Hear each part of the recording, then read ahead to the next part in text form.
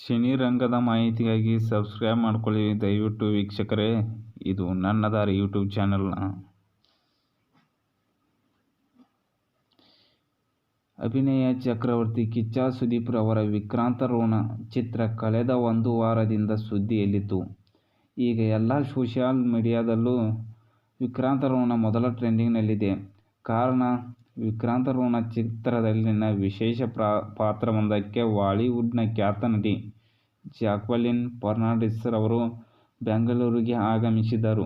ಈಗ ವಿಕ್ರಾಂತ ರೋಣ ಶೂಟಿಂಗ್ ಎಲ್ಲ ಕಂಪ್ಲೀಟ್ ಆಗಿ ಅವರು ವಾಪಸ್ ಮುಂಬೈಗೆ ತೆರಳಿದ್ದಾರೆ. ವಿಕ್ರಾಂತ ರೋಣ ಚಿತ್ರದ ಸ್ಪೆಷಲ್ ಹಾಡಿನ ಫೋಟೋ ಸದ್ಯ ಸೋಷಿಯಲ್ ಮೀಡಿಯಾದಲ್ಲಿ ವೈರಲ್ ಆಗಿದೆ. ಕಿಚ್ಚ ಸುದೀಪ್ ರವರು ಕೈಯಲ್ಲಿ ಬಾಟ್ಲಿ ಹಿಡಿದು ನಿಂತಿರೋದು ವಿಶೇಷ. ನಿರ್ದೇಶಕ ಅನೂಪ್ ಭಂಡಾರಿ ಅವರು ಹೇಳಿರುವ ಪ್ರಕಾರ, ಜಾಕ್ವಲಿನ್ ಅವರ ಪಾತ್ರಕ್ಕೆ ಅವರು ಡಬ್ ಮಾಡಲಿದ್ದಾರೆ. ಹಾಗಾಗಿ ವಿಕ್ರಾಂತ ರೋಣ ಚಿತ್ರದಲ್ಲಿ ಜಾಕ್ವಲಿನ್ ಅವರ ಪಾತ್ರ ಹಾಡಿಗಷ್ಟೇ ಸೀಮಿತವಾಗಿಲ್ಲ ಎಂಬುದು ಸ್ಪಷ್ಟವಾಗಿ ತಿಳಿಯುತ್ತೆ. ಆಗಸ್ಟ್ 11ರಂದು ನಟಿ ಜಾಕ್ವಲಿನ್ ಅವರ ಹುಟ್ಟುಹಬ್ಬ ಇರುವುದು.